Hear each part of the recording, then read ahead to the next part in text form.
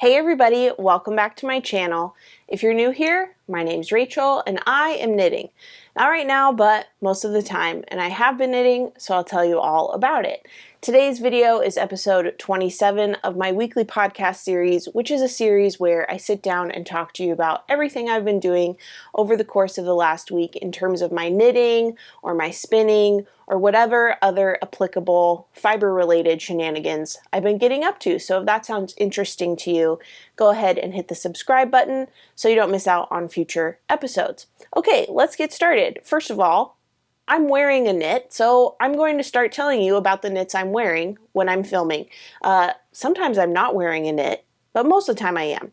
And I always put that information in the video description box, but I figured it's time to verbalize it to you as well. So look, I'm wearing the California sweater. This is one of my latest finished objects. It's a very quick knit. I test knit this for Leslie of Knit California, so this is an upcoming pattern.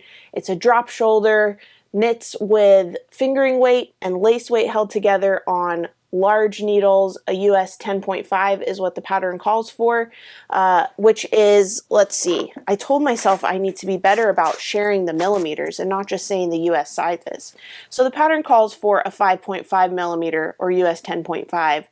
I knit this on a US 10/6 millimeter and also a US 8/5 millimeter. So anyway, you can always look at my Ravelry project page if you're ever interested in more information about my knits and any mods I did or like the needles I used, whatever. Okay, so that's what I'm wearing. It's a beautiful sweater and it's going to get a lot of wear this fall and winter, and I just figured I'd put it on because I felt like being periwinkle today. I just think it's so pretty.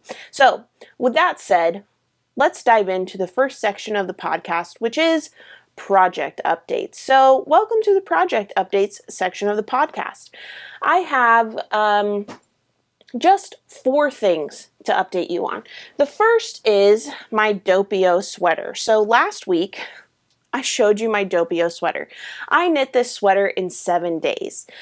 Incredible. Also heinous, because if you watched last week's episode 26, I go over the pros and cons of knitting a sweater in 7 days. And one of the cons of the finished object here in my hands is that the fade is not quite exactly what I had hoped for or envisioned, but it is what it is. I'm not frogging this, I'm not redoing this, and actually the fade is growing on me. Like, I'm much more amenable to the idea of wearing this sweater out and about in public than I was even just a week ago.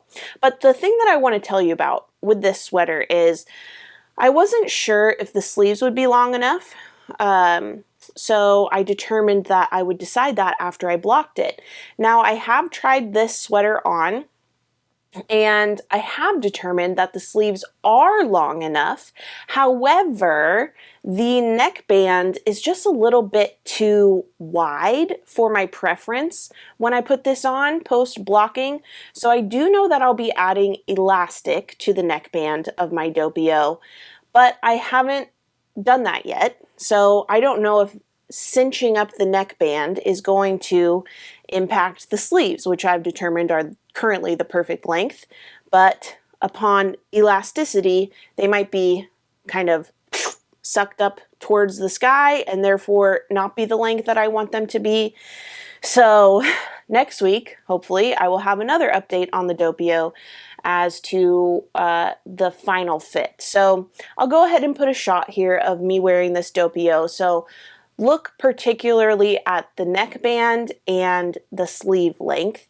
I haven't woven in the ends for the sleeves yet, just because if I do need to go back and add length to these, I don't want to have to unpick the ends that are already woven in. So here's what the Doppio looks like now.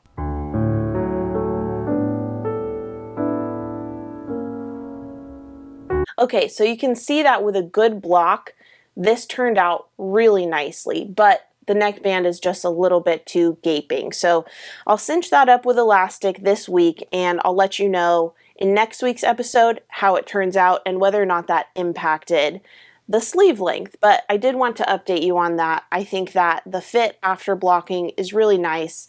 It's very relaxed, and even though this is a thick fabric, this is knit with 2 strands of fingering weight yarn and 1 strand of Surrey lace weight yarn. So it's like a bulky weight fabric. It's still quite drapey and flowy, and I'm just happy with it. I mentioned last week also that I do want to knit another Doppio at some point. I mentioned using Treehouse Knits yarn in the stories that really mattered, because I have a sweater quantity of that on Dove DK and Surrey lace, so holding those together would meet Doppio gauge. But if I use that yarn or a different yarn down the line, I think that I'd like to change the fit of the Doppio that I make next. I think that the armhole depth doesn't need to be as deep as I made it on this one. So just things to keep in mind for my next Doppio. But there's an update on this color block fade Doppio, and check back next week where I will let you know, I'm assuming, what the final fit is after adding that elastic in. Okay, so that's the first project to update you on. The second project is a finished object. I've made a second Travel Buddy cowl. This is a cowl designed by Jenny of Counting Sheep, and she messaged me a few months ago and wanted to see if I was interested in collaborating for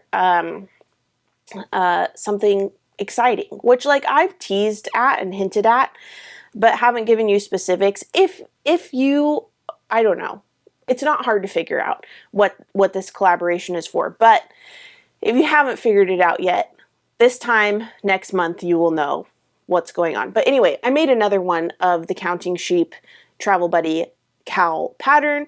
I was part of the tester group. I think technically the test is still going, or might have ended. I'm getting the dates mixed up with the California test. But anyway, I made my first one in Treehouse Knits Dove DK in the colorway Worth Fighting For. And this version is knit in Cesium Yarn Merino DK in the colorway Carpet, which is just such a special color to me. In September of 2023, Cesium Yarn launched the Cabin collection, which is a collaborative collection that I partnered with them on. I provided them inspiration from my family cabin, which is so special to me and to many members of my family. It's the most special place on earth. It's so special. So anyway, the carpet in the cabin is this beautiful evergreen carpet that, depending on the lighting that you're looking at it in, sometimes leans teal, sometimes leans like a yellow green, but it's just beautiful in no matter what light it is in. And Kat really captured this well with the carpet colorway. So I'm just rich with carpet skeins. I have, I think, 20, maybe 19 now, but around 20 skeins of DK weight in my stash, just because I needed to stockpile it. 10 of those skeins were given to me as promotional skeins, and I purchased others. But anyway, Carpet, Travel Buddy cowl. This colorway was made to be knit up in cables. Just look how good they look. I'm just so in love with them. So this cowl is for my grandmother. Don't tell her. Don't ruin the surprise. She does watch my YouTube channel sometimes, but I think it's isolated to watching my recaps of my knitting tours. So I don't think she'll be watching this. But if you're watching this, Grandma, surprise, I made you a cowl. When I showed her colorways from the Cabin collection when we were first developing it and before we launched the pre-order, my grandma just really loved the Carpet colorway. I think that was her favorite of the bunch. So since the Cabin collection has launched, I've made my grandmother a scarf in purple underpants, which she does not accept that name.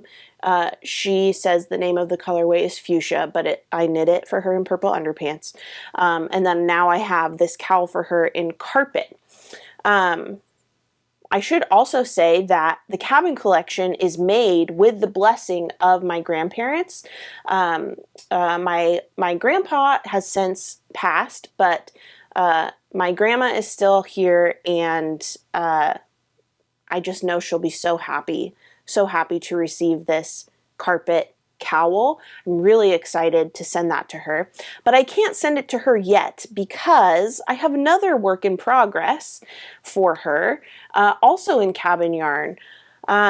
This is my own pattern, my upcoming pattern for the Dewdrops cowl, which is currently in testing. This is the worsted weight version of the pattern. It comes in both DK weight and worsted weight, and it's also part of a headband set. So there is a Dewdrops headband pattern also in testing. And what I've just done here, if I can get this resituated without losing stitches, but I've just turned it inside out because these patterns are reversible, which I think is really fun. But personally, my preference is to have the wrong side facing out. I just think the lace looks a little bit neater. So this is technically the wrong side, but when I wear this, it's the right side. So this is what it looks like on my needles. I've just put it back how it was before. So you can kind of see that the lace on this side is a little bit more bumpy, not as neat. So you can kind of decide what your preference is. Like if you want more texture, you could have this be facing out when you wear it. And if you want it to be a little bit more streamlined, you can have this side facing out when you wear it. But anyway, this is also for my grandmother. This is a cowl in the colorway Comfy Cozy Couches, which is also from the cabin collection, and it is inspired by the couches in the cabin. I'm so impressed by Kat of Cesium Yarn. She matched these colors. All of these colors are just so good, but Comfy Cozy Couches in particular, when I was at the cabin with all of the promotional skeins and I put the skein of Comfy Cozy Couches on the couch, the skein like disappeared. The match was incredible. So it's just this really nice kind of almost brick red. Like if a tomato and a brick had a baby, this would be the red. Maybe. But yeah, making this for my grandma. And this is fun because the Dewdrops cowl is a pattern that I made 10 years ago, and then I just never like got the ball rolling on releasing it. And then now I figured time to revisit that. So I got the Dewdrops headband pattern going and the Dewdrops cowl pattern going in testing, tech edited, etc. But 10 years ago, I also made hats with this pattern, and I made a hat for my grandma in red. So I don't think it will be a perfect match to the red that I used because that was like a long time ago with a different yarn. But I thought that this would be kind of a fun, maybe she could wear it as a set with the red hat she already has with this lace stitch pattern. So once I finish this Dewdrops cowl for my grandmother, I will get this sent off along with the Travel Buddy cowl. And actually, I also have this to send her that I've been holding on to from my trip to Shetland. Got this puffin pin for my grandma because she loves birds and she collects bird things, and people give her bird things like little figurines, little pins. She has some really, really fun and special pieces in her bird collection. So whenever I see birds, I just think of my grandma, and I thought she might enjoy this little puffin pin. So those are my, I guess now we're at 3 project updates through from the Doppio to the Counting Sheep Travel Buddy cowl to my own Dewdrops cowl pattern. And I think that this I'll probably finish today or tomorrow, definitely this week. This is such a quick knit. It knits up so fast, and I'm just really thrilled with it. This one also, the Travel Buddy cowl, is quite a fast knit. I made this, when did I cast this on? I want to say Thursday, and then I finished it Saturday. Yeah, Saturday or Sunday. And then this one I started, it must have been Saturday, started this Saturday. And this you could finish in a day. My first sample of the Travel Buddy cowl, or excuse me, the Dewdrops cowl, I finished in a day, as well as a few Dewdrops headbands. So they're quick knits, really satisfying, stash buster, only takes a skein for the cowl. So anyway, little shameless self-promotion and plug, keep an eye out for my release of the Dewdrops cowl and Dewdrops headband. Let me show you what the headband looks like. Dun da da da! This looks stupid.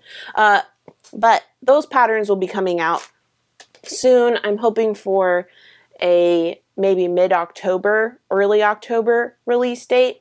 Haven't quite settled on a release date yet, but my testers are working away on their test knits for these patterns, and I'm really grateful to them. Some of them are finished. Some of them have cast on a second headband for those who are working on the headband. So I'm just really grateful to them for donating their time and energy to help me make sure that my pattern is the best it can be. But yeah, keep an eye out. I'm excited to release that next month, and I think it will be really exciting and fun. It's really nice. I've said this before. It's really nice to see something that is basically 10 years in the making come to fruition and finally ascend the staircase of, steps required to get this to be a finished pattern that is published and released and available for purchase. So keep your eyes peeled. That should be out shortly. But that's the first 3 project updates I have. I have one more project update, which is just over here out of frame. Let me go grab it and I'll talk to you about it. All right, here it is. This is, no matter how I say this, I always say it incorrectly, and I'm so sorry. I'm going to try. Here we go. This is how I think you say it. Azucena. Azucena.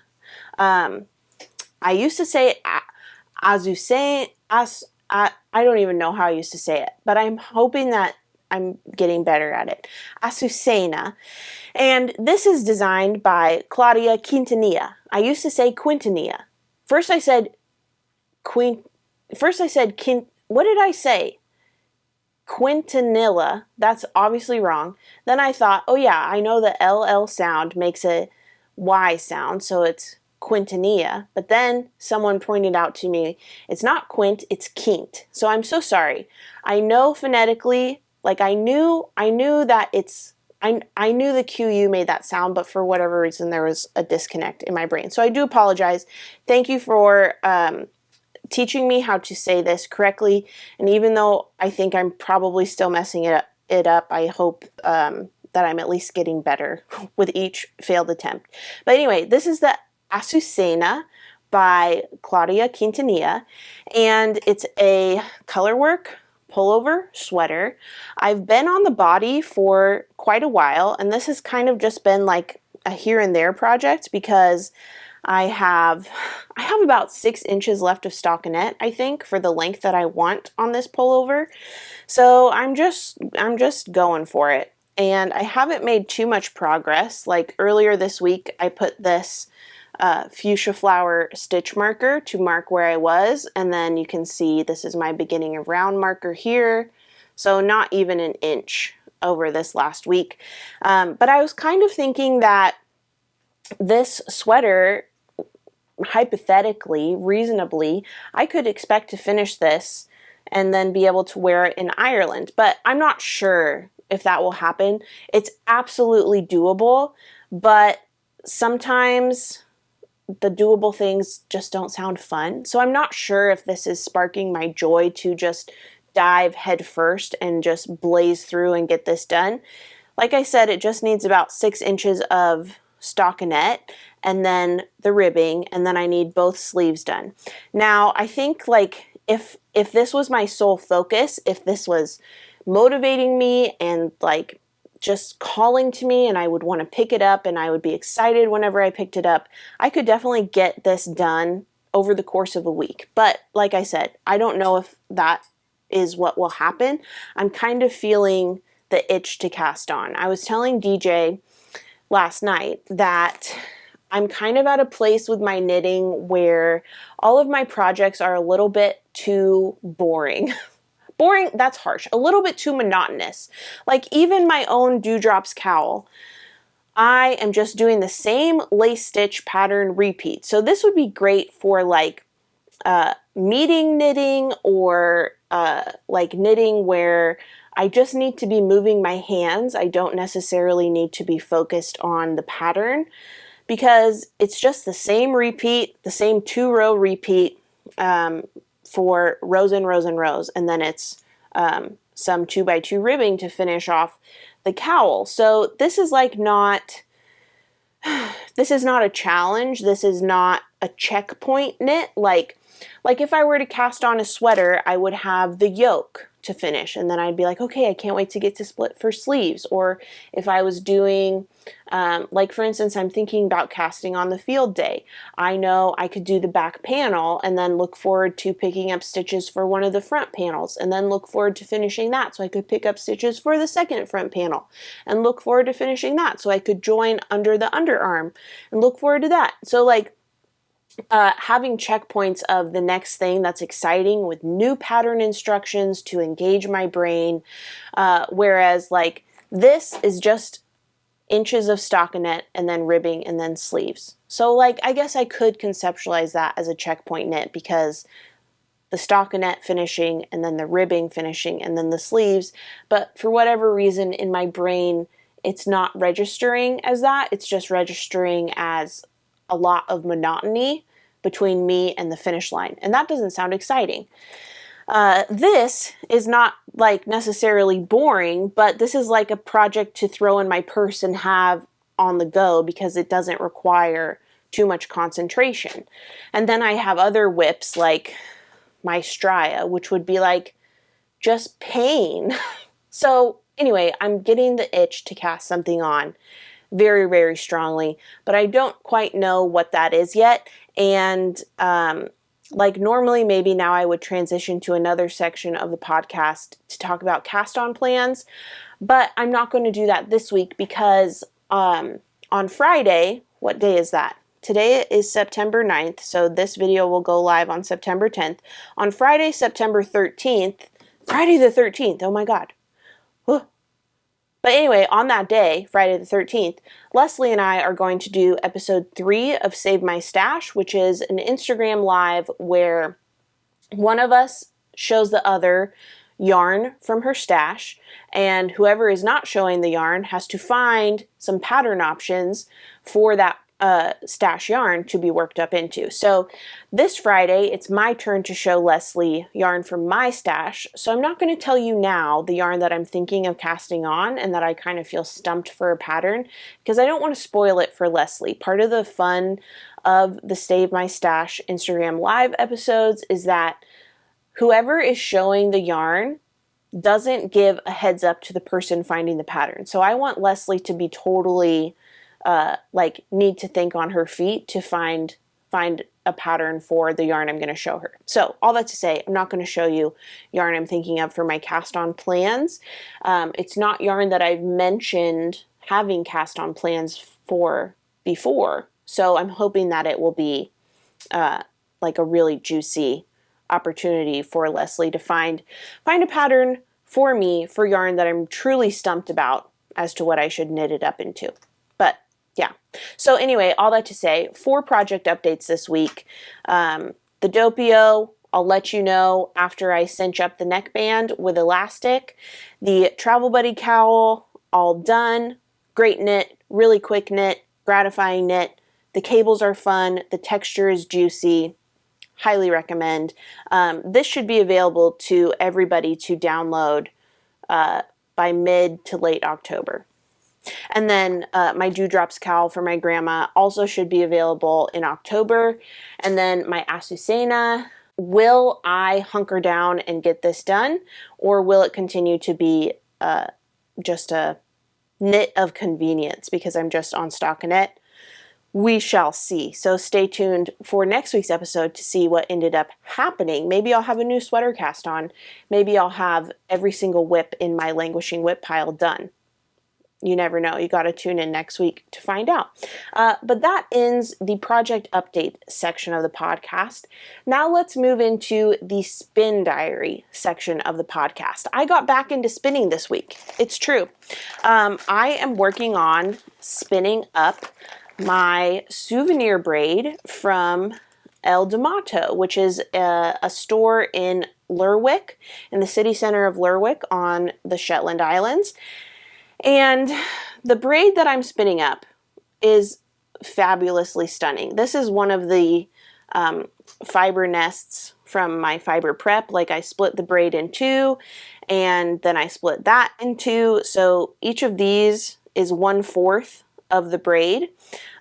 This is left over from, a different fourth that I have yet to spin. So once I spin this part up, I will be halfway through the braid. Here's the brand. It's Bewitched Shetland, and it is hand dyed 100% Shetland wool. This is super fine Shetland wool, which means that the fiber comes from the back, neck, and shoulders of the sheep, which means that there's less friction, there's less mud and dirt and you know, body excrement on the fleece, on the wool. So it's supposed to be softer and, I don't know, maybe higher quality, arguably. But it's 100-gram braid, and the colorway name is Winter Sunset. So really, really pretty fiber with purples and blues and pinks and creams. And it's spinning up really nicely. Let me put a shot here as I'm talking to you about the braid so you can see what it looks like on my bobbin. It's really fun to see the color changes on this one.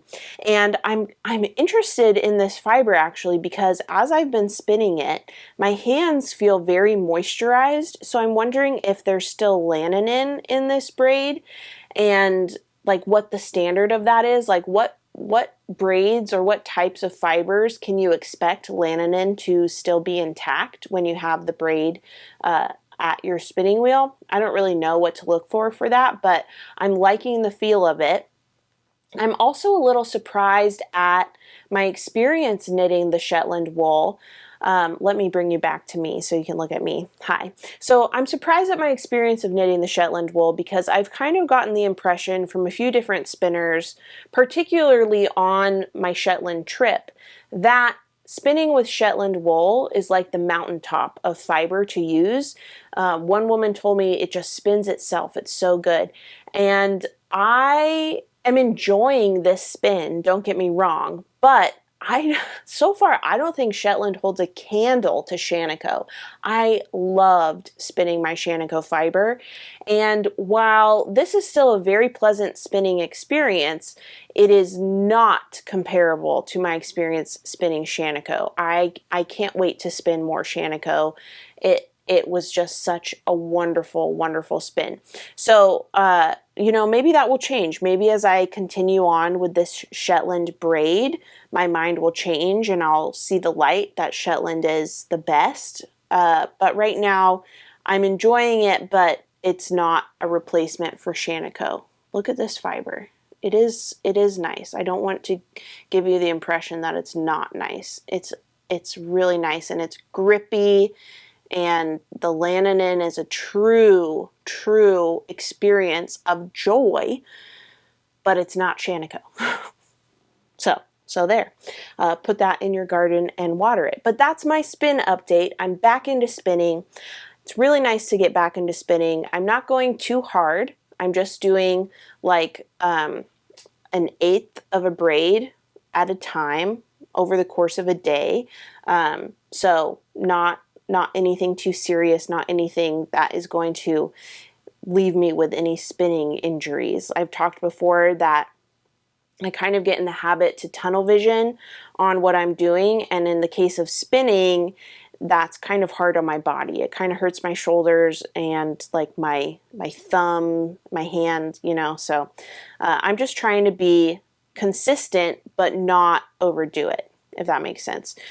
So that's the update for the spin. I've been filming everything because I'm making some deliverables for Kromsky. I'm making some reels for them to post about the process of spinning and then working with your spun yarn.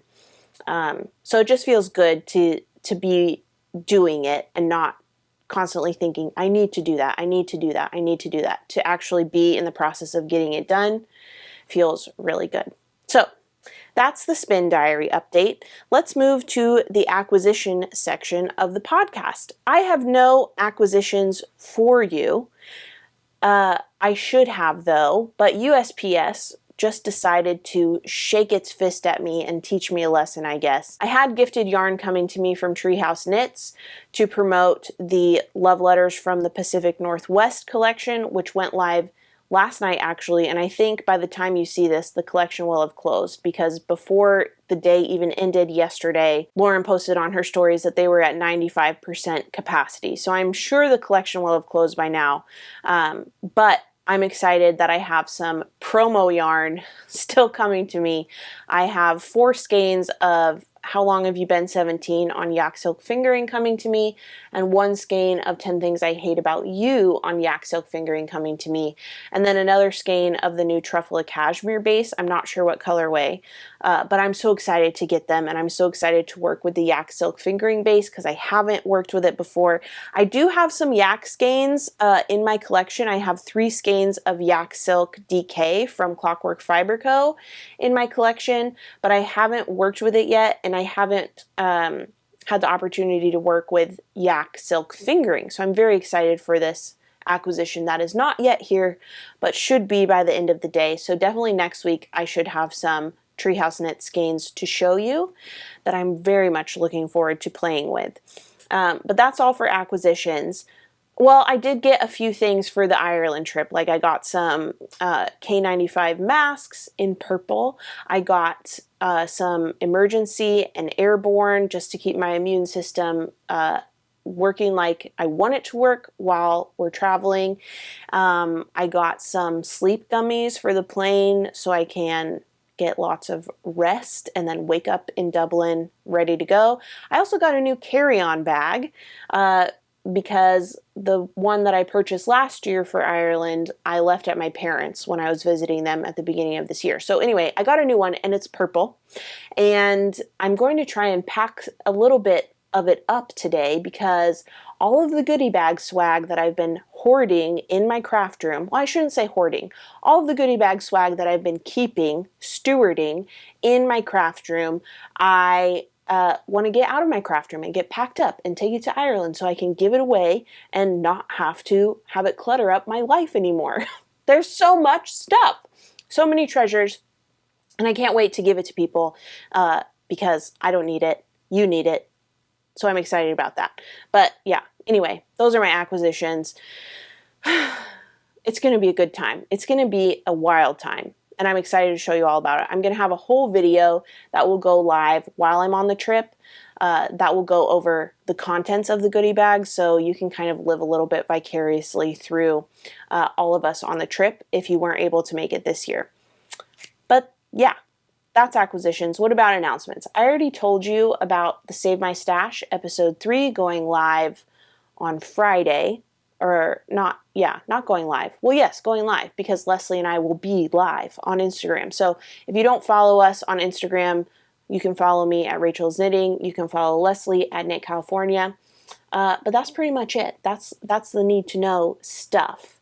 I don't think I have anything else for you. So I'll just end it here. I hope you liked this video. If you did, give it a thumbs up, subscribe to my channel if you don't already, and hit that notification bell to be notified of my next upload. Last but not least, as I've already said, head over to Instagram and follow me at Rachel's Knitting if you don't already. And that's all I have to say. I hope you have a great day. Thanks for watching, and I'll see you next time.